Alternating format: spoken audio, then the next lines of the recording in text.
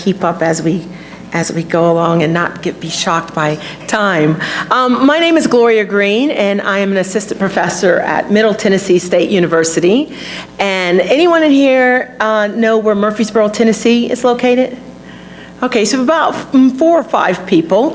Well, the world, or at least the country, discovered who we were last year at the NCAA tournament when we busted a bunch of brackets as our basketball team knocked out Michigan. So a lot of sports people know who we are, where we are, but we're just to the south of Nashville, Tennessee. And when I was talking about this session that I wanted to do, I did not know that my former colleague Mark Geiger would be here. I worked at William Morris in the Nashville office, and he worked in LA. So if you take everything that Mark just told you and take this slide, I could pretty much end. You know, what I've come to share with you is why in academia, the music business programs around the country as a whole, and I'm just going to share with you what we did at MTSU, need to, I don't want to say do a better job, but we need to focus and add more curriculum with the live entertainment. Why we should be teaching talent agency courses, which a lot of programs don't have talent agency specific courses, but in addition to that, the live stream as a whole, because revenue is up in the live stream.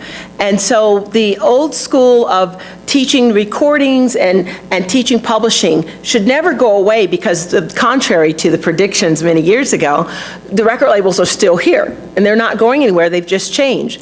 But the revenue and the opportunity for artists to make money is predominantly in the live area. So I'm going to talk a little bit about that and then what we did at MTSU. So when you think about, I teach upperclassmen. They're basically 20 and 21. When you think about when they were born 20 years ago in North America, which is predominantly our focus, the concert ticket sales, approximately, which sounds, you know, nice, $1 billion. So that was 20 years ago. Anyone want to guess who didn't read Polestar this week? Anyone want to guess what it might be up to now? No, well, that was worldwide. But if we look at North America, which is still impressive, 7.3 billion. Now this is just what Polestar tracks. So we're going to talk a little bit about the fact that it is way higher than this. So in their lifetime, since they were born, it went from 1 billion to 7.3 billion here in North America. So looking at Polestar, just the top 100 acts, and we have thousands of acts, $3.3 billion of the top 100 acts in North America, which is up 7%. Now when I referred to last year, this is the 2016 numbers. This is for the whole year. So compared to 2015, this is what we're looking at. When you look at what the act sold, almost 44 million tickets. That is up over 1.5 million. So revenue's up and ticket sales is up. Now what we don't have, which I believe, anyone here from Live Nation? Okay, I believe that they have these stats and they protect them. But what we don't know is how many of these are repeat fans. One fan that's going to 10 shows a year or 5 shows a year. But what we do know is the number of tickets being sold is up. Now, remember earlier I said that 7.3 is actually larger than that. Not everyone reports to Polestar, and not everyone charges a ticket, but they take money. And here's what I mean. You have people, artists that perform at conferences, youth conferences, singles conferences, where people are paying a conference fee, and then there's an artist included who got paid. There's money there that's not being reported to Polestar. You have private and corporate dates. Again, artists are playing these dates, they're getting paid. Some corporate dates, they get paid 2 and sometimes 3 times the amount of their regular touring amount. And so that is another gross that's not being reported to Polestar. Then you have your soft ticket dates. It might be at a theme park. You paid to go to Six Flags. Your ticket also included seeing whoever the artist was that they brought in. So that's more money that we're not counting. And then you also look at things that a lot of people forget about. Churches. A lot of churches do ticketed shows. They're not reporting buyers. They actually charge. There's this, misconception that churches do worship services. No, there are churches who actually do hard ticket shows, and churches range. It could be very small, it could be large, it could be a mega church. And here in LA, and if you're from Texas, you know about some of the mega churches. Schools, and then something my students love to do, didn't realize they were charging tickets, house parties. Anyone heard about or been to a house party? So yeah, the students are really big into this, and they open their home, or they get other people to open the home and have a concert, and they're charging tickets. I didn't realize that till one of my students was bragging on how much money he had made that weekend. And I said, you charge a ticket for your house party? He's like, yeah. And he was doing them about twice a month. And I said, don't brag about those unless you want the IRS to start coming on you, because he's not paying taxes or anything else on it. But so there's a lot of different ways that people are doing shows. And the cool thing is, artists of all levels have an opportunity to be able to fit in somewhere. So there's more shows actually happening, more artists are being paid, and more tickets are being sold than even what Polestar is calculating. In addition, as you are going out on the road, you're touring, there are other avenues of making money. I missed yesterday morning. By the time my flight got here, I only got here yesterday afternoon, so I'm not sure if anyone covered this, but artist merchandise, which is a huge thing we don't talk about a lot, but there are artists actually who take a smaller guarantee to do shows because they know they're going to make really good money on their merch sales. And so again, that's a revenue that's up. Tour sponsorships, and tour sponsorships do not just go to the A-listers. There's a lot of up-and-coming artists that are able to get sponsorship with some smaller companies, because what the companies care about is if your demographic that comes to your show meets our demographic who we're trying to reach. They don't care if you're a huge artist that draws 25,000 people, but only 5,000 of your people even use the product that someone's trying to sell. Which would you want to pay? $100,000 to get that big name, or if you can get an up-and-comer that draws that many, and all of their fans are the people who use your product. So you don't have to be an A-lister for your artist to be able to get some tour sponsorship, and there's some creative things out there. All right, so getting a small picture of what we might be talking about. The Licensing Industry Merchandising Association basically says that the licensing of artists is a $12 billion revenue source annually. $12 billion. We don't really think about that. Also, when you think about partnering the marketers, not just the advertisers, but the actual companies with celebrity superstars. Again, we're talking about superstars, so it's higher than this. According to the Billboard, it's $2.1 billion. So there's money to be made once you get that artist out on the road, where they are selling merchandise or getting a tour sponsor for their tour, or for the stage, if you're talking about festivals. There's a lot more money out there than just looking at ticket sales alone. So if artists are earning more income from touring, which most artists are, and if the various aspects of touring is generating other secondary income, then why aren't we in the music business area of the universities and colleges that have music business doing and offering more programs that target one of the main people who are part of that equation, which is the booking agent, the talent agency that works with it. So with that, at Middle Tennessee, we were not offering that. We offered an artist management course, which focused on personal managers, and you hear so much about what all they're involved with, the business manager and tour manager. We also offered a concert promotion course, which focused on the promoter and the venue and some of the live aspect of putting on a show. But until 2014, we had never offered a booking agency class. It was mentioned in artist management and it was mentioned in concert promotion, but we had never focused on it. And we're not the only ones. I get dry mouth when I talk, so.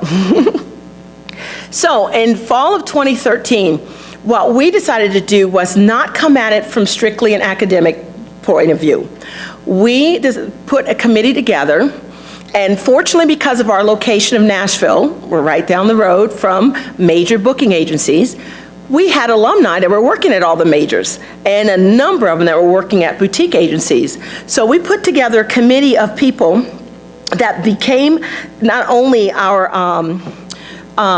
sounding board, but what I did was, in leading the committee, I said, tell us, what can we do?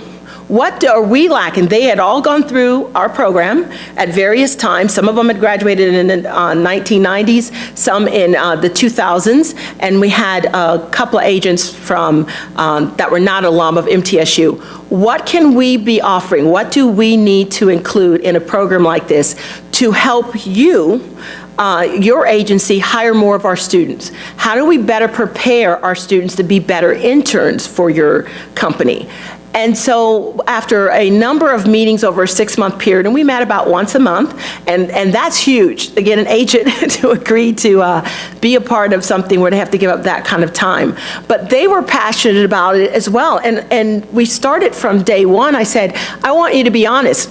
I was actually relatively new to MTSU at the time, 2 years in at that time, so it wasn't going to hurt my feelings. They had all graduated long before I got there, so I wanted them to tell me what was lacking when you went through the program. What was a shock to you when you tried to get a job as an agent, when you started at whatever company you were at? And then what were some of the positives? What kind of things are we doing right? And so what our objective on the course that we were putting together was focus more on the responsibility of the booking agent. What is it that a booking agent does? Most people, when you ask, they just say, well, they book concerts. And they sort of leave it at that. And sometimes the attitude is a little bit like you're working at McDonald's and someone pulls up to the drive-thru and makes an order and you just fill the order. Okay, we've got this artist that can fill your order. But there's so much more to it, and of course 20 minutes we don't have time to go into everything. So we wanted to make sure as a starting point, focus on the responsibility of what is a booking agent. Help students to make the connection with where the agent fit into the process. It was amazing that I observed myself, and didn't really give a full background, but like I said, I used to work at William Morris in the Nashville office for almost 14 years. I was surprised at how many students did not know the difference between a manager and an agent, or what an agent did versus what a promoter did. And when you threw a tour manager in there, they just completely lost it, okay? Even our students that had gone through our survey class, which is the entry level to introduce to all the areas. So even at that level, when they were sophomores and juniors and coming to see me in my classes, they still graduated or applied for internships. And what I was hearing from our committee people were, there's still a disconnect of them not fully understanding what the agent did, understanding the agent's role in career development. One of the things in the industry you hear about all the time is what the manager does for an artist. But people don't always realize that an agent needs to be well-versed in the market. They need to be well-versed in the artist's record sales, sound scans, playlists, the tickets, everything dealing with growing the artist. There are things you say no to because it's not right for their career, and it might have big money attached to it. And there are things you say yes to because it's right for their career that might not have as big of money. So we wanted to make sure to focus on those things. I think my slide skipped one. There we go. And then we also taught the students the basics of booking. You can't give them everything, and each agency does it slightly different, although most of the big agencies, the jumping off point is from William Morris because most of the other agencies sort of came out of that. But on booking and routing a tour, and then prepared students to be able to compete for internships. That was one of the questions we had, and talked with some HR directors. What do we need to do to compete better, to get our students foot in the door more with these agencies? To be right down the road from, there's probably 100 actual booking agencies when you think about boutique agencies, but we've got 5 of the biggest ones in Nashville. We should have our students rotating in and out of their offices yearly. I won't even say per semester because we do compete with about 4 other schools that have strong programs as well, but we should definitely be in their offices at least once a year with a student getting an internship. So talking with everyone, these are some of the things that we looked at. On the course curriculum, on helping them understand the difference between the types of agencies. When I said there was about 100 agencies in Nashville, was anyone surprised by that? Because most of the time people are thinking, you say CAA and APA, and of course when we started this we had the agency group before UTA bought them, but you think Paradigm and you think, who did I just miss? CAA, William Morris Entertainment, or William Morris Endeavor actually, that's that first E stand for. But there's a whole lot more left in there than that. So we wanted to make sure that they understood that. Also, working within an agency environment, it's a little different. And they can't go in there thinking that they're working for an insurance company. And the music industry as a whole is different. But that was one of the things we focus on. And then the flow and structure of it. Then we delve down deep into specific industry terms, deal points. Those are things that they are not getting in other classes. Why you ask for certain things when you do, and why you don't ask for other things. Fee structures, and then we do basic negotiation, and their final project is a tour routing. All right, I'm going to kind of go a little fast because I've just been flagged. So with our design, it's a lecture and open discussion course. We utilize actual alumni to be our speakers. That's Aaron from CAA in Nashville. They come, and every semester we've never been without. We ask, they come because they become passionate about what we're doing as well. They have extensive reading lists that they have to do to keep up with what's going on in the industry, and then we watch a lot of videos, one of them being Mark video from one of a conference that he did a couple years ago where he projected the growth of live entertainment in China, and now we're seeing that come to be. Mark's a pretty smart guy. We also include tour managers because, again, most of what they've learned about tour managers come from the management side, but the tour manager and the agent are in communication constantly, and this guy was sharing with the students the importance of having the details of a venue layout before a deal is confirmed. Again, something you don't always think about, but where the buses go and the load-in makes a difference with the types of venues that you play. And then they also get the opportunity to actually visit the agencies. This is APA, and the guy in the far left is Heath. He's a alumni of ours, but he was actually conducting a class in their conference room. So they get the opportunity to actually see the workings of agencies. They get to meet with other music agents that work in other areas besides country music.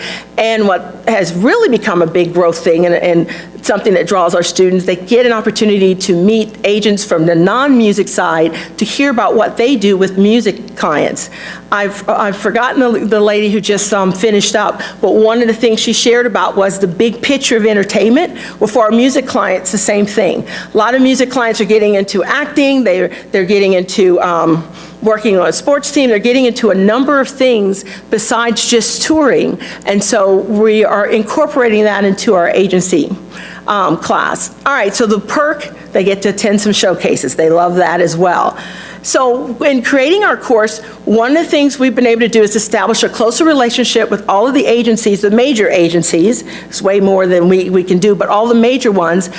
We have been able to reconnect a lot of our alumni back to the school. And again, as I said, they come in and not just speak at the talent agency class, they've made themselves available for other classes. We've reconnected that dot. And then established liaisons for our students to be able to secure internships and also partnerships with our curriculum.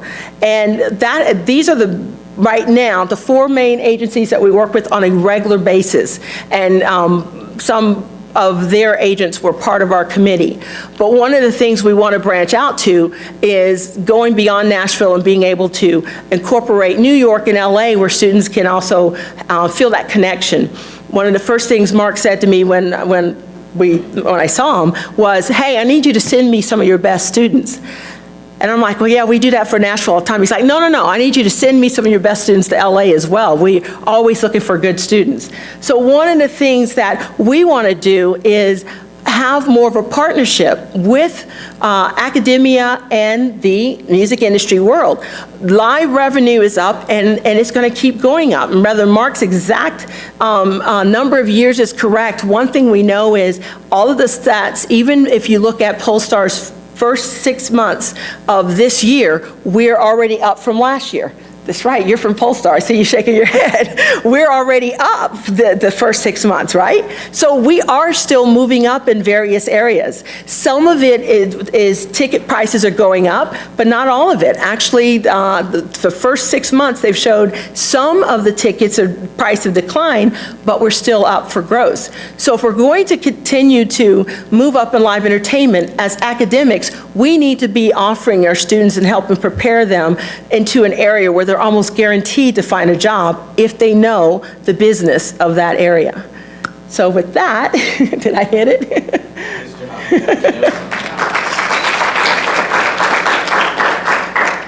Any questions? I have one question. Yeah. So I believe you weren't here yesterday, but we heard from a couple of, yesterday afternoon there were a couple of young artists that were interviewed and shared some thoughts with us. And my impression from them is that they were reluctant, perhaps, to engage with talent management. And that might be that their careers aren't yet at the point where that makes sense for them. And I was able to be here for that part. There's also sort of the question, we've been talking a lot in this conference about technology, and it's tempting to think that many of the things that the talent agencies have previously done for artists don't need to be done for them anymore, and they can do a lot of it themselves. But it sounds like you're not of that mind, and I'm sort of wondering why. Like, what are the things that talent agencies do for these? I'm a both mindset.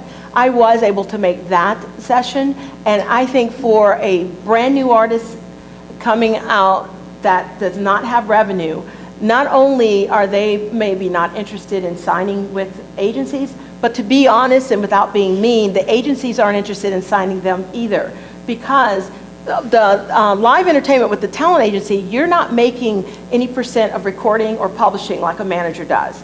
You're just making on that live. So if an artist is only good for about $50,000 or let's just say $100,000 they gross a year, that's only $10,000 to an agency because they only make 10%.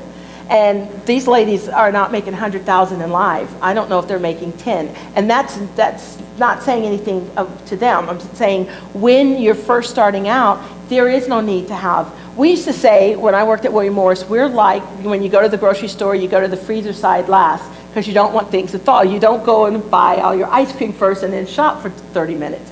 We're kind of almost last for that level of an artist.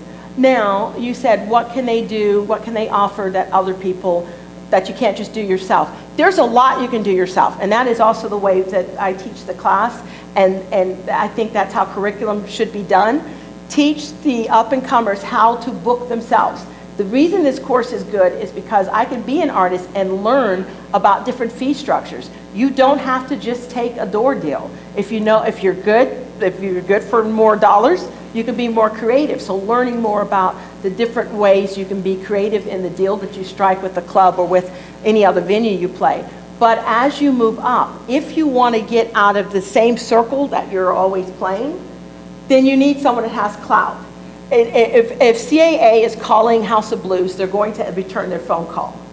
If Charles AA is calling someone, you might not get a return call, not because they're being mean, but because of time, and they're not going to not return Jeff Gregg's phone call. So that is clout that an agency, and even a smaller boutique agency, if they've got working clients, they've got promoters and buyers that work with on a regular basis, they're going to return their calls. They're going to see them at the Polestar or Billboard conference or at a major festival. They know them, so they're going to return the call. It's hard for an independent artist that doesn't have clout to get those calls returned. It's also hard to make all those calls. So when you reach that point where you're actually generating revenue or kind of worthy of someone to bring on board, that might be when you want to do that. But when you're first starting out, it doesn't benefit the agency either. Other questions? I have a question. May I? Oh, wow. So, I am a grad student here at UCLA, and I'm also interested in bridging the gap between academia and the industry. And so I have personal experience going to interviews for positions like these. And I would say I would say 7 out of 10 companies tell me, why are you taking that class on this when you should be learning this in the industry? And I'm wondering if your students have encountered that, and what type of skills do you think, or what argument could you give for learning this in the classroom, rather than just diving right in? Well, actually, to answer both questions, It's a great question, and I want you to answer it, but can you do it briefly? yes. Because I'm trying to think. I'm going to combine the two, because yes and no of what they said. And here's why. I believe you've got to marry education with experience. You can't just have textbook education, and you can't just have experience because you don't know the business of the business.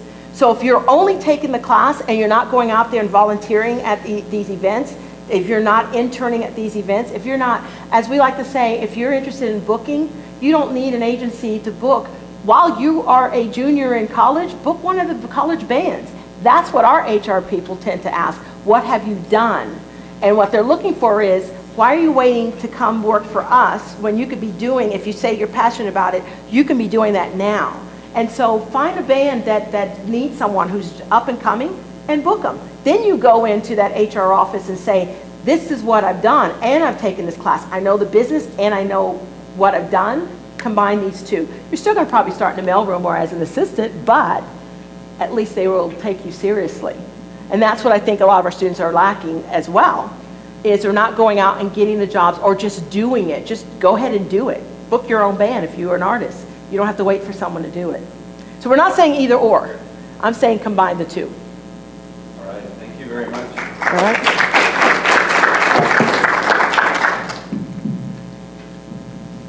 So our next presenter is Marie Connolly.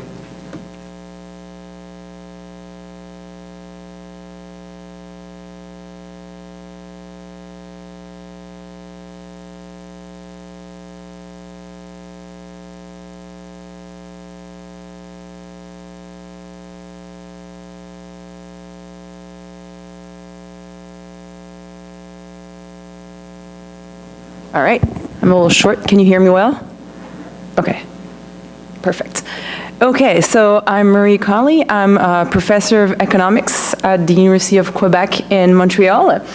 I'm going to talk to you today about concert tickets and more specifically resale markets, so the secondary market for ticket sales. This is joint work with Alan Krueger, who doesn't need an introduction here. And this is work that was started while I was still a grad student at Princeton.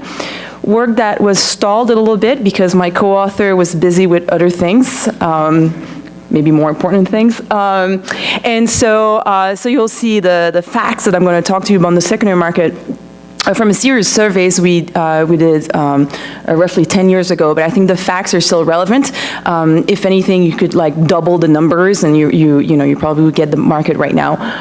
So I'm going to show you some facts, and I'm also going to sort of reflect upon why is there secondary markets, and I think our earlier speaker from William Morris we completely agree with what he said, and that I'm not going to go back to the Facebook analogy, but yeah, that's what we're going to talk about.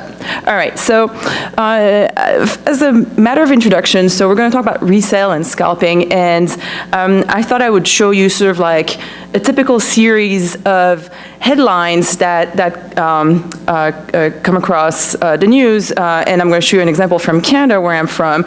And since I've done this work with Alan, I often get called by news people like the CBC, the Canadian Broadcasting Corporation, because they want to have comments. So that's how I stay in touch with what they want to know. So last year, the Tragically Hip, which is a big Canadian rock band, announced a series of concerts, and it's a very sad story because the lead singer, Gord Downey, was diagnosed with terminal brain cancer, I think.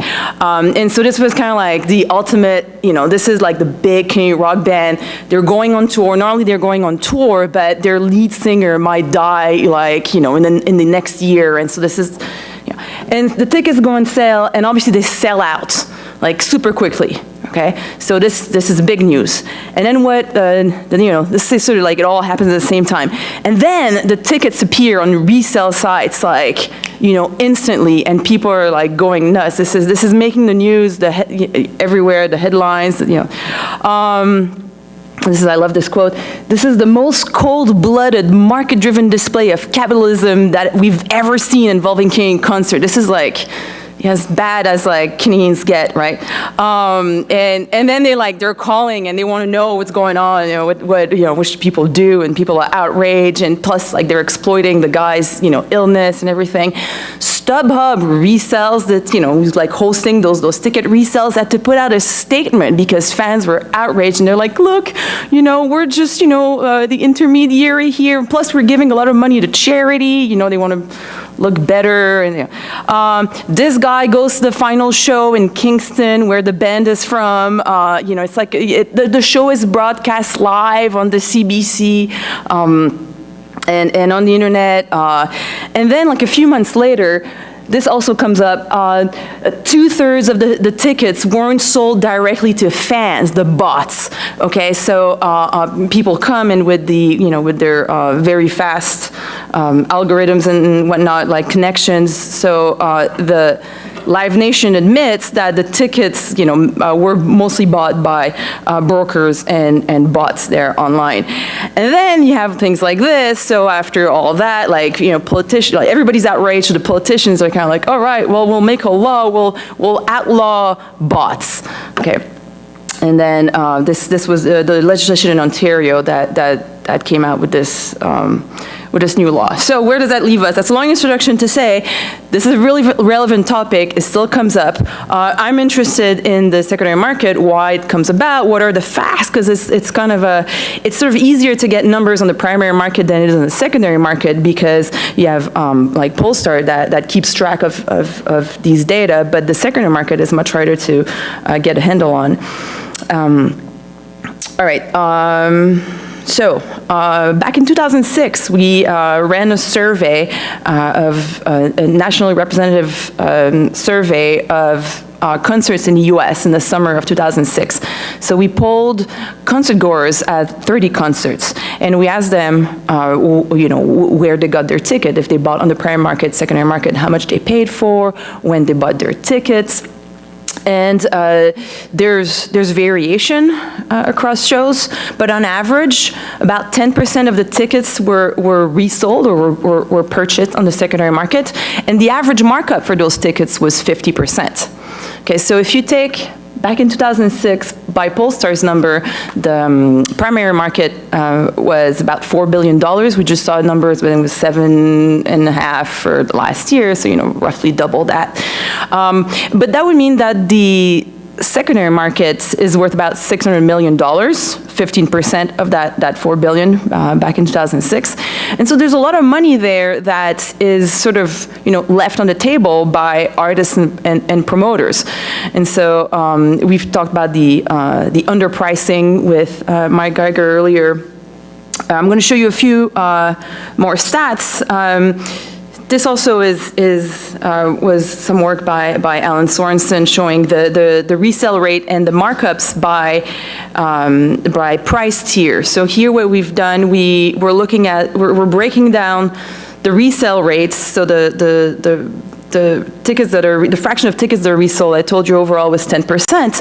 Well, it varies by seat location. So here there's a price tier. So high means the best seats, the front row seats, medium, that middle of the room, and low is the back of the room. And so the resale rates increases by seat location. So the best seats are the ones that are the most resold. And so people want to have access to those best seats. Well, if they can't find on the primary market what they're going to do, they're going to go for the secondary market. It's one of our findings. The resale rate is also higher at sold-out shows. So on this graph, what you have on the x-axis, the horizontal axis, is the fraction of tickets tickets that are sold on the primary market. So one here would be a sold out show. So you can see not all shows are sold out. You had some shows that had very low tickets that were sold on the primary market. But what you see is that the resale rate increases with the fractions that are sold in the primary market. And so sold out shows have more resale. But also, you have a lot of people buy tickets on the secondary market for shows that are not sold out. So the main, one of the reasons why people buy on the secondary market is not just because tickets aren't available on the primary market overall, it's because the tickets that they want are not available on the primary market. And so I want to have a good seat. It's not available. I could be in the back, but that's not what I want. I want to have a good seat. What we have here is the prices for the primary markets and secondary markets. We have histograms, and so the dashed line is the primary markets, and the solid red line is the secondary market. So what you see is there's more dispersion in the resale market than on primary market. We had mentioned that earlier. The primary market often will have like a three-price structure, and so you'll have however many dollars for the best section and the middle and the back. There's a lot more dispersion in the secondary market, so the resellers are able to get more out of the buyers in terms of their willingness to pay. The average price on the primary market for our survey was $81, and the average resale price was $122, and you see sort of a longer tail in the secondary market. Another way to look at these distribution is to look at the numbers by price tier. So price tier 1 here are the best tickets, so the best seats. The blue line, the solid line here is the primary market, and the dashed line is the secondary market. What you can see if you look at the price point of $100, that's on the horizontal axis. At $100 for the best seat, about 80% of tickets on the primary market are sold at $100 or below. Where for at that same price for secondary market, you only have about 40% of tickets that are sold at that price or below. So to get to 80%, you're more around the $200 mark. So there's the gap here between those two lines means for the best tickets, this is sort of the portion of extra revenue that the band or the promoter is not getting from the sale of tickets. Yeah, this is about over 30 shows. So this is for the best seats, the top tier of seats, and this is for tiers 2 and 3. And so those two lines are much closer together, and that tells you that where the most action is on the resale market is for the best seats, for the top tier of seats. Well, you'll even have here on those two lines are sort of reversed. Like the red line is to the left of the blue line for the price tiers 2 and 3, meaning that you actually have tickets that are sold for a lower price on the secondary market than they are on the primary market for those seats. So if you're sort of stuck with a ticket at the end of just right before the show, you're might sell it for less. Okay, when are tickets bought? So we ask people when they buy the tickets. So 0 is the day of the show. This is by weeks before the show.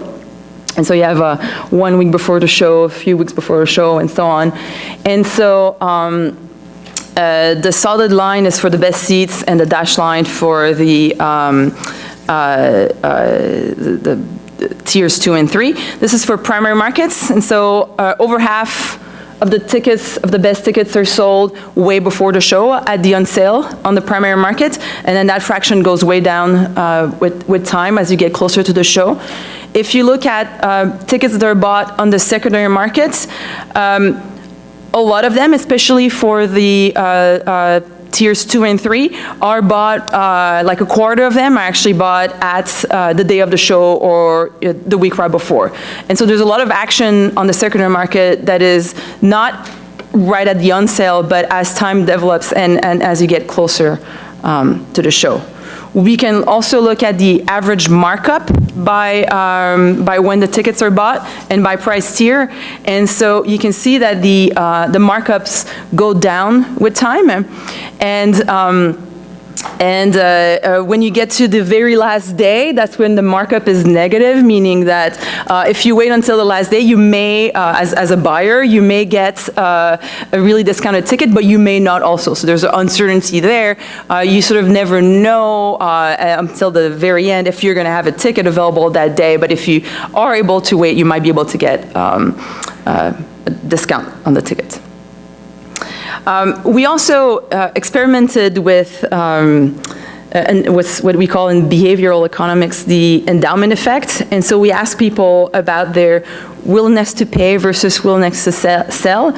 So we had a question in our survey that was a hypothetical question.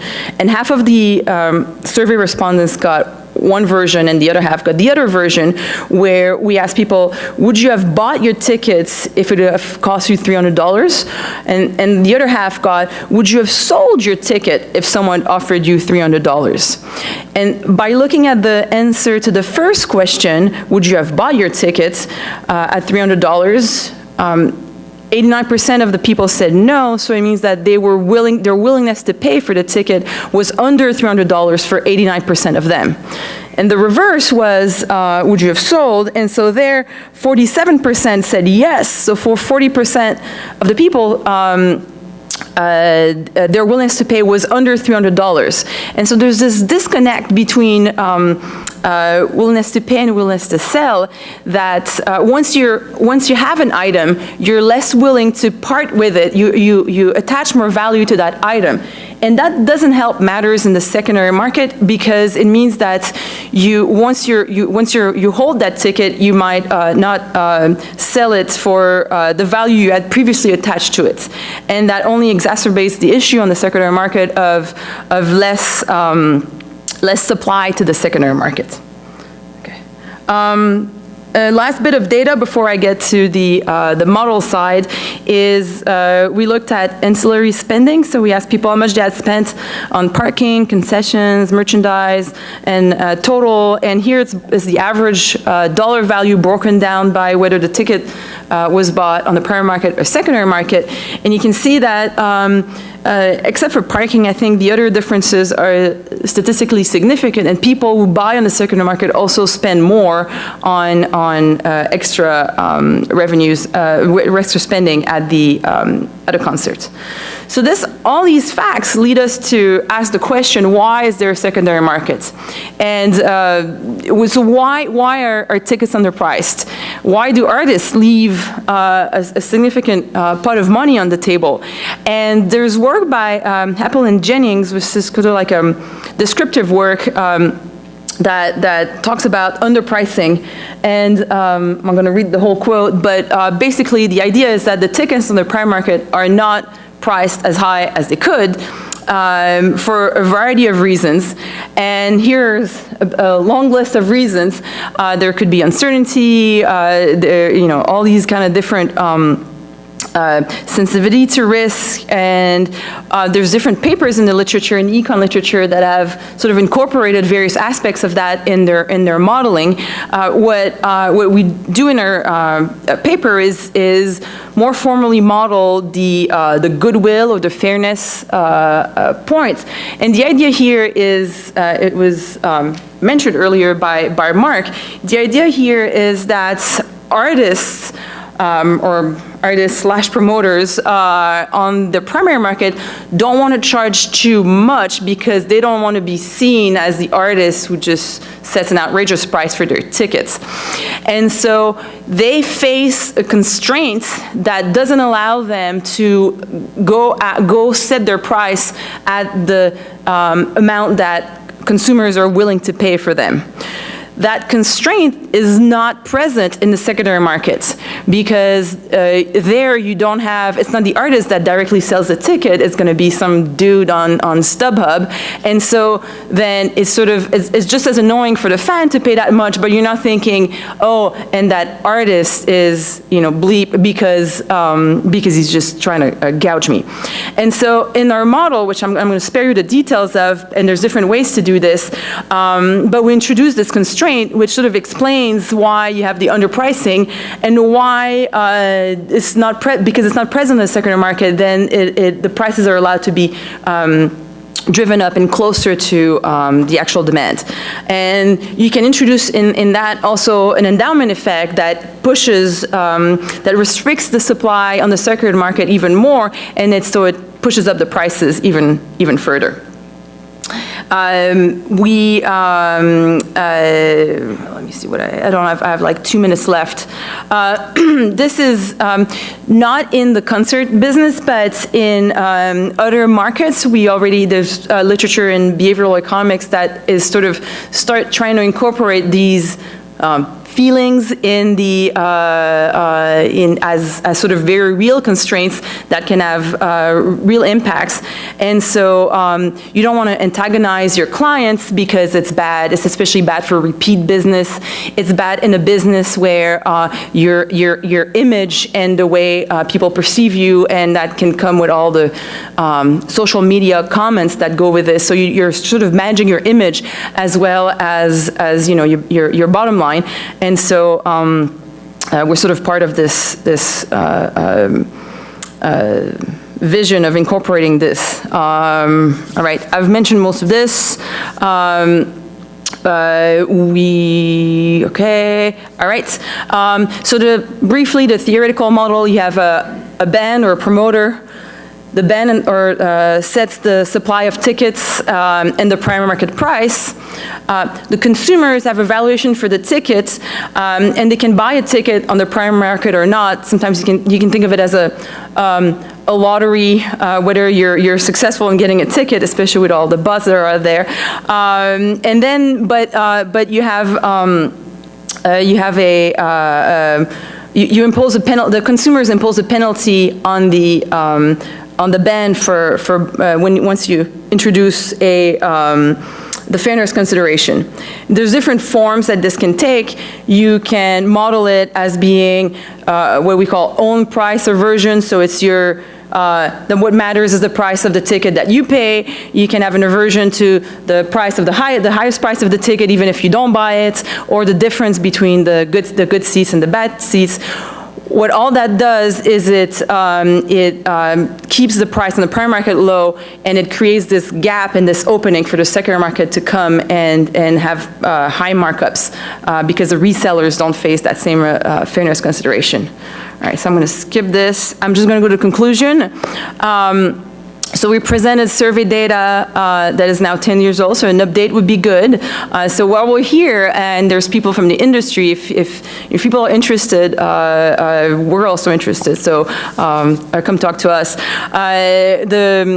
Another thing so to go back to my introduction, we've seen a lot of jurisdictions that have introduced legislation against ticket scalping, just saying, oh, it's illegal. It's very popular with politicians because, you know, everybody's outraged, so then they're like, yes, somebody's doing something about it. But I have yet to see sort of a more formal study of how effective those measures are. I would love to be doing this. We need data if we want to do something like this again. So if anybody's sort of interested, I am too, but have not done anything formally on this. So thank you.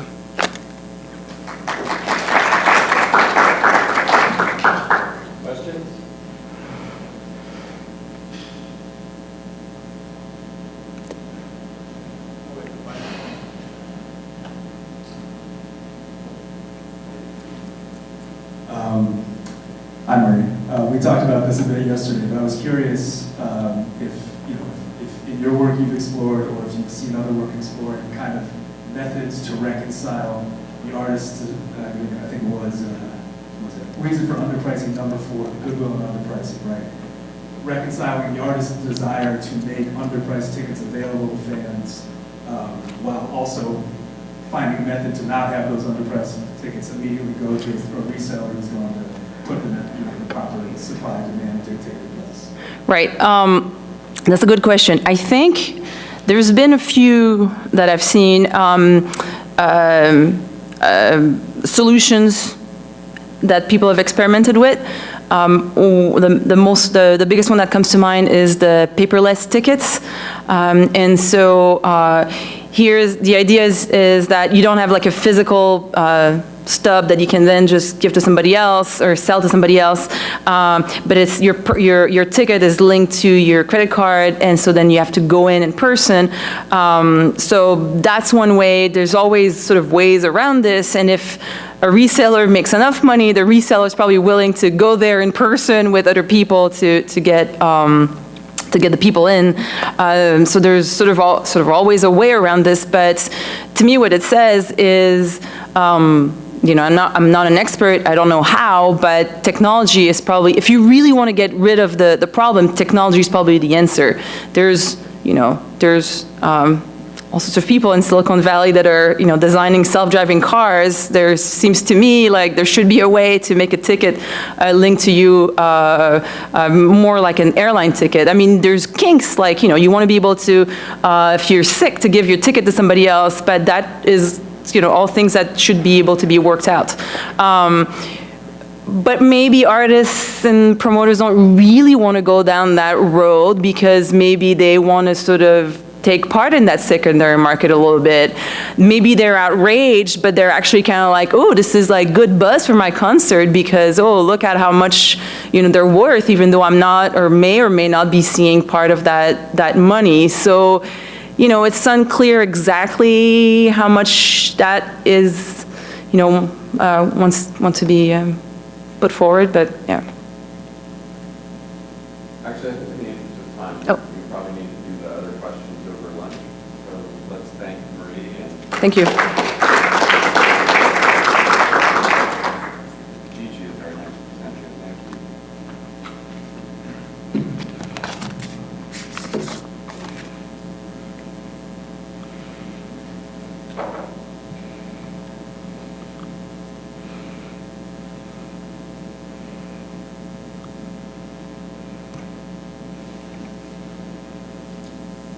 There we go. Hello, everyone. I'm standing between you and a tremendous amount of food, so I will try to make this as engaging as possible. And also, I am very excited about sharing some work in progress. I am the executive director of the now about 2-year-old Center for Music Innovation at UCLA's Herb Alpert School of Music, where we're spending a lot of energy taking a look at the human impacts of the changes in technology. And this is a short form of a longer conversation that I had with the San Francisco Entertainment Commission a couple months ago with a large number of venues up there. Interestingly, a venue meeting in the afternoon also included drinks and slides. It was a really great way to be discussing the topic we're about to have here. But one of my questions comes from the conversations we've been having already. If this is a streaming world, we're coming back to the label / manager / artist is 0.2 cent to 0.8% per stream. How do you make a living? And who makes that living? So before even splitting up the revenue, one of the mythologies, we will make it up in volume, and that's some of the stories we've been hearing already. We are now getting to volume, and hypothesized this morning, large volume. We'll make it up in live performance, has been some of the myth for a while. Will we? And then who will, is some of the conversation I will add as a little bit of the starters here. And what are the future trends as to what's going to happen between, I will say, the have and have not era of this. And we've seen some large artists being celebrated in some of the slides up till now and some wonderful small artists being shared yesterday. A lot of it, how do you put the story together? So Mark Mulligan and I can never figure if it's Medea or however you pronounce everyone's lovely acronyms, does show one mapping of the combined live music and recorded music space, that we are in a position where the cume between 2000 and 2016, the gray bar is a declining space of recorded music, and the red bar is a pretty significant increase in percentage share of live music. Some of the story we've been hearing already. I know that Will Page at Spotify has been also working to put some of that data together globally. Looking a little bit, it's not matching apples and apples in some cases, and there's lots of different framings of if you start putting the puzzle pieces together, how big, what are you measuring? And that was a little part of our conversation earlier about are you including all of the, whether it's house concerts and other things that are in the business. But where I kind of come to, and the question we've been asking is really a local question, but how is streaming affecting live venues, performances, and communities? So I'm sharing a bit of a work in progress. We did a pilot study of doing qualitative interviews with 40 music professionals in the Los Angeles area, taking a look at what they're actually seeing. What are they living through? What is their experience in this change environment?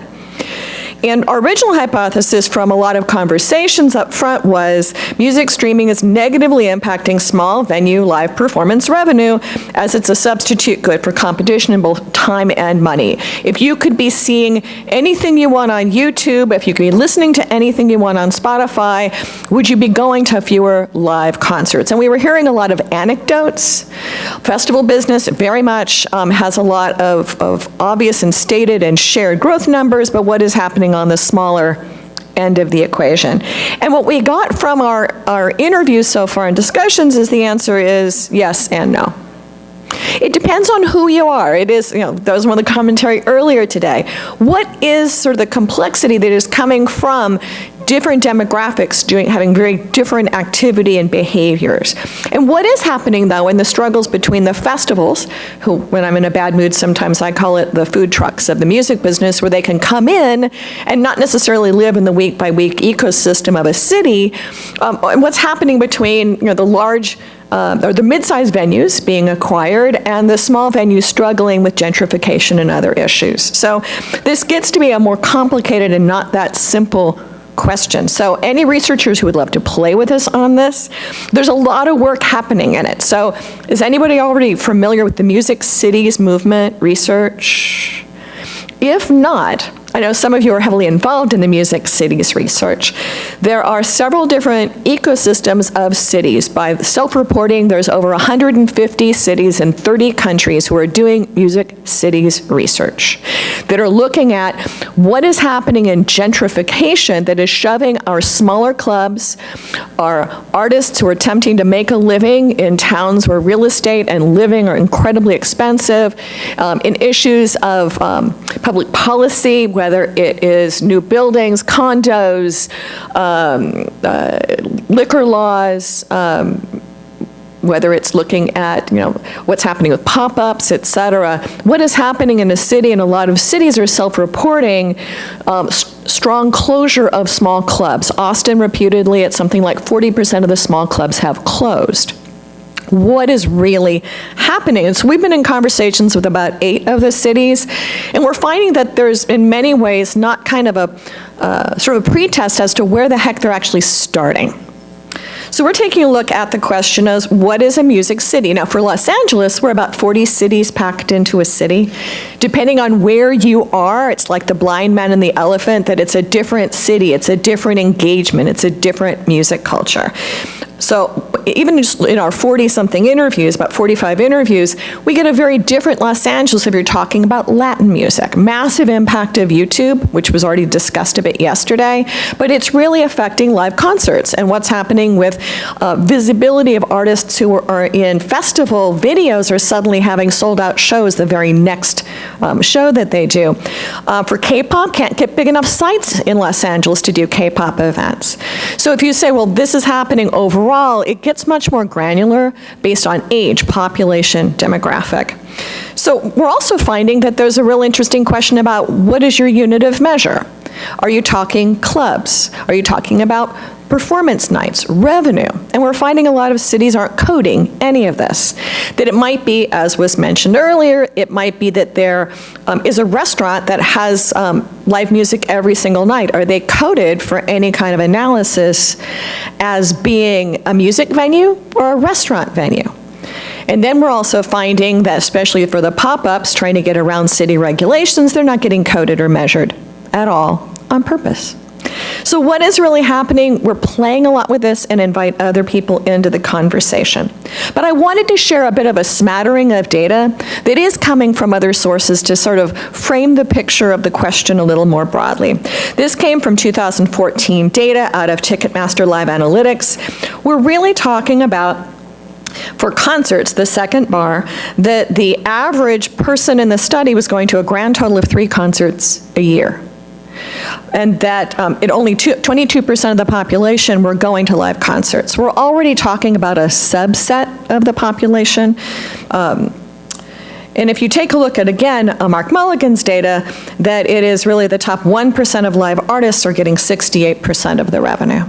So we're talking about sort of subparts of subparts, but yet we have, as was shared yesterday, a large number of people are consuming streaming. So looking at if streaming is impacting live music, we're really talking about what's happening with the super fans, the people who are going to many concerts, or are we looking at changing the average number and getting more people to come out to be engaging with live music? And we're in the middle of playing with a lot of this and doing a lot of both research and discussions with various cities. So the questions we're really looking to address: how is music consumption in terms of streaming impacting concert choice? And how is then the concert experience coming back and impacting music consumption? So we're looking at how are fans making decisions on how and where to enjoy live music, and then who is doing both? How does this impact local venues and local music communities? And how are venues changing what they're doing in light of this increasing growth in streaming experience? We're finding a wide variety of responses and what activity is, and a lot of it has to do with our beautiful smartphones, which all of us probably have in front of us and may or may not have turned to silent mode while we're sitting here. One of the pieces of data that Nielsen, David did not share yesterday, which is from some of their total audience work, some of what's happening is that we're spending, just looking 2014 to 2016, an entire extra hour of our average day is being spent mediated by our cell phones and gathering the data. So the red bar there is live television. Yes, we're still doing live television.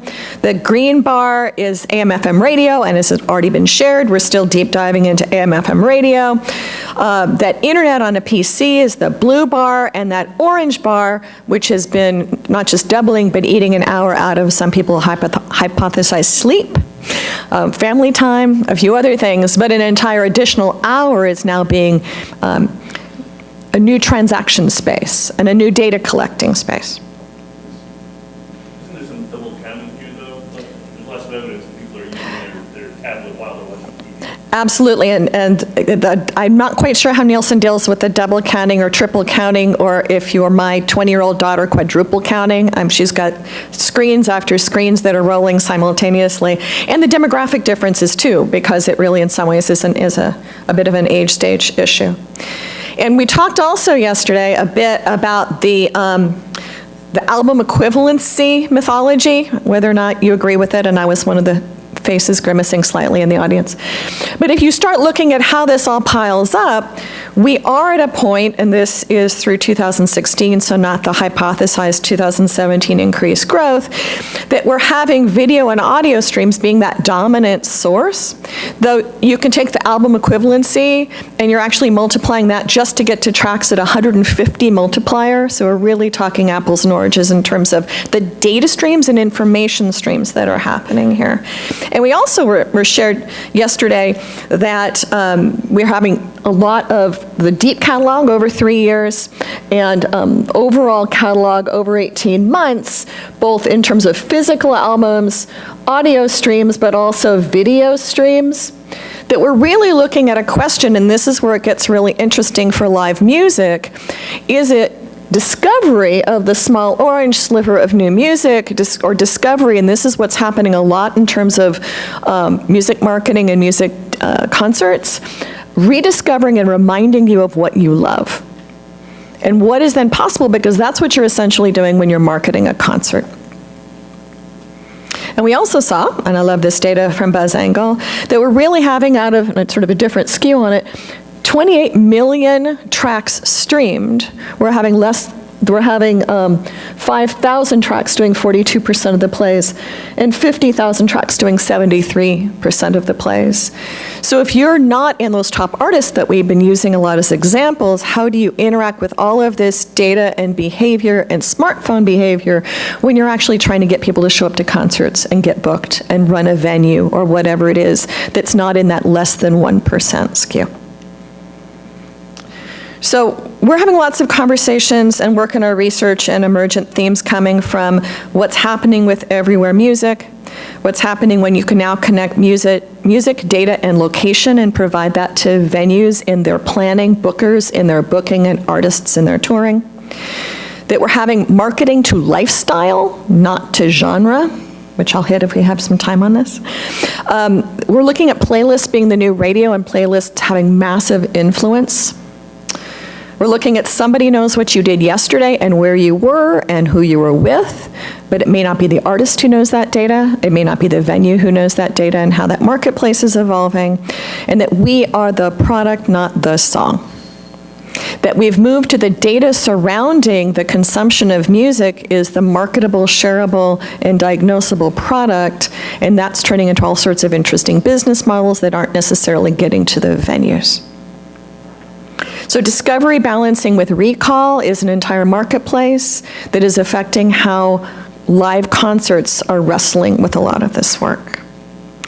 I'll skip through some of these slides as they were shared already, that Pandora, YouTube, Spotify are big voices in the streaming space, all with different data being gathered within those spaces and shared with artists and shared with venues. That Spotify is the owner of most of the largest playlists, which we do a lot of work looking then at playlisting and concert choices, which I'm glad to talk with anybody about. This is the Chartmetric, which I really like, is a startup out of San Francisco that is doing a lot of really marvelous diagnostics with the various playlists, and then also working with venues and lots of different layers of the business to take apart the impact of playlisting. But this is their list of top Spotify playlists overall, and this is ranging from playlist followers, 266 million down to about 4.5 million in this top group.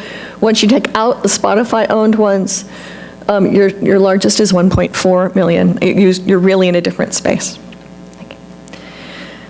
And so we're looking at the playlisting information, and I'll skip through this a bit. This is the stuff that's already out there. One is that we're taking a look, though, at its behavioral environmental marketing. So we're taking a look at that Spotify is selling behaviors and emotional states to brands. And we're working with the various venues to say, are you looking at this as to how you're booking, tracking, considering, thinking about overall environmental marketing, and looking at retargeting and behavioral segments. So Music Watch and Eventbrite have been looking then at streaming and how that is impacting music discovery. That they're finding that for music discovery, that streaming is now 42% of the decision-making on going to concerts. And that 51% of artists are buying tickets to see artists they discover through streaming, and of those, 29% attend 2 or more shows per month, way higher than the average per person consumption. And also finding that in social media, that 57% buy tickets to see artists they discover through social media, and 29% attend 2 or more shows per month. Again, that is higher than the average concentration, that there's a lot of self-selection going on there. So what we're talking with artists about and talking with venues about is how are they wrestling with this now abundance of information? And in many ways, they're not. So it is an increasing question, and I'll sort of hit this quickly and then go to questions, that we're talking with a lot of smaller venues and finding that this is an arena that they're not at all conversing around. We're talking to a lot of mid-sized and larger companies, and they are extensively investing in looking at the data, spending energy to digest it, They are looking at influencers and discovery and recall, and I'll get to some examples as we close out this slide. They're using predictive analytics, and they're using different tools to connect with artists. So on the data side, lots of data silos, but they're working extensively, whether it's Google and Facebook analytics, to be able to be bringing the information in. They're using anything from AMP with Pandora, to Chartmetric, to other tools, to Kio5, which is a new startup that's helping artists digest the data, Polestar data, of course. But we're finding this is really a have and have not as well, that the larger organizations are spending extensively to be building out business analytics and predictive analytics tools and teams, and the smaller venues are, in large cases, staring in the dust as to what's happening. That we're seeing that larger venues and organizations are working, whether it's Manson Town Songkick, which is connected into the Spotify items that Mark had us take a look at, Spotify concerts, Eventbrite, Spotify, and Facebook working together, Ticketmaster CRM tools, et cetera, working with behavioral business intelligence teams, and then connecting with different means, even at events with iBeacons using Listener for triangulation and AMPC for social media. It's a have and have not world. And so we're still in an early stage of the discussion with a lot of venues in Los Angeles as to how are they dealing with this streaming world, bringing it together around optimal marketing of artists, of understanding demographics, and we're looking to, in next fall, do a conference along with the City of Los Angeles, looking at the present and future of music in Los Angeles with parties to sort of take a lot of this apart. And we welcome anybody who would like to work with us on that event and this overall thread of research. And do you have any questions that go with this?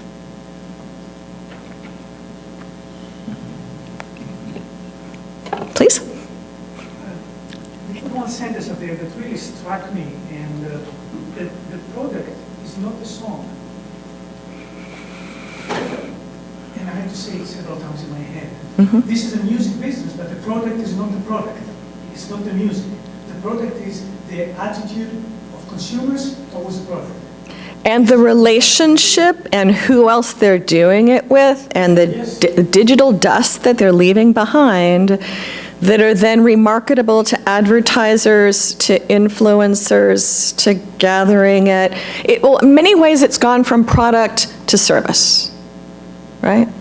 And so we're really flowing to a service-based business where the product in many ways may be going to a single concert or buying a piece of merchandise, but a lot of it is really turning our influence and connection and belief into actually our experience of seeing it, doing it, what we were doing adjacently to it, and then going to Spotify and selling romance or sleep or spa or exercise music. And that is then what's now being sold onward to advertisers, to brands, to be able to be doing brand integrations. It really is the experience, and now, with our mobile devices, where we were, what we just did, and if you're in the Amazon Music world, what you buy next, which they're tracking extensively. How do you think this pairs with the general, a little more general trend observed of consumers focusing on experiences versus things, and minimalist approach? And I don't know how long this trend will last for. The idea of being more willing to spend money and time into an experience versus into buying a thing. I think it's also, and I hate stereotypical millennial commentaries and Gen Z commentaries, but it's also, I think, a bit of a shift into an expectation of not buying and not owning as part of the natural course of business. Sitting around UCLA, and careful when you cross any of the walkways, because it's all Uber and Lyft now, as our students aren't buying vehicles. I think that we're getting into an expectation I don't need to own and buy. At the same time, of course, we've got vinyl, which continues to go up, and cassette tapes that are going up as people still want to have some kind of a tactile thing to go with it. I think we, though, are an interesting expectation shift. And the fact that we're leaving these digital contrails behind that can be used for decision-making and influence mapping and all that stuff, your average person is somewhat blind to, which is a different line of work we're doing. Yes, in the back. I find it interesting that it seems you're one of the Latin countries that have been going this way, that, you know, the idea of the product is not the song yet, that, you know, you have concert venues and events that are entirely sponsored by mobile or by Corona or whatever, because the actual event, they're struggling to make money in those things, so it's all about selling to advertisers. I find it interesting in the US, live music has remained robust and profit earning, whereas we struggle to sell the song in many other avenues, but live stuff has remained solid. But from what you're saying and what seems to be the trend, do you see that more live events are free, sponsored by advertisers? Are we minimizing now that revenue stream? In many ways, we're selling a community now as much of the engagement, so it's an additional layer, which was talked about earlier in the festival side. Talking to a lot of smaller venues, they're having a hard time competing with the folks who are selling spectacular. And also the whole increase, are you guys looking at all in the radius deals? So that you're having, that if you're coming in for a festival, you are then not allowed to play back in that location. Or if you're in, you know, if Golden Voice is doing the show, you can't come back to a non-Golden Voice. So you're getting to be that you're having the larger integrators of experience, et cetera, are making a lovely package, which oftentimes includes pitching to sponsors, here's the type of people who are going to be here. And we can now give you metrics through iBeacon, through Listener, which is in a lot of the apps, so I can actually show you everyone's mapped behavior, who came to your event and how many times they actually saw what you were doing. And people paying a premium and buying tickets before they ever announce who the musicians are in coming to festivals. There's a whole different level of escalation of an irreplaceable experience that is definitely not free to any party, but anybody who's wrestling with having a local show is having to figure out a whole different way, because they are competing with free and they're competing with spectacle. So yes and no is what I keep coming back to. This is much more nuanced. Professor Fink? Yeah, this is Robert Fink, also from the Pervaldin School. Gigi, can you talk a little bit about the agenda of the city of Los Angeles here? I mean, because there's a menu of items that politically are sort of driving a lot of the discourse in LA. Things like gentrification, housing affordability, neighborhoods and the like. So you've actually talked to them, and I think it might be interesting to hear just amongst this audience, how does the city, which is in some sense worried about the locale, it's fundamentally not about these revenue issues, but about what impact any of this would have on living in the city of LA. What do they want to get out of it? Well, I will actually put it LA versus other cities, because I've talked to Toronto and Quebec and a host of other communities who are more concerned about that in many ways. And the more that there is a public funding of music, the more oftentimes that they're feeling there is a responsibility to make sure that there is a lot of representation of younger, diverse artists, and making sure there is a place for them to live and stay and be. Los Angeles funds very little live performance.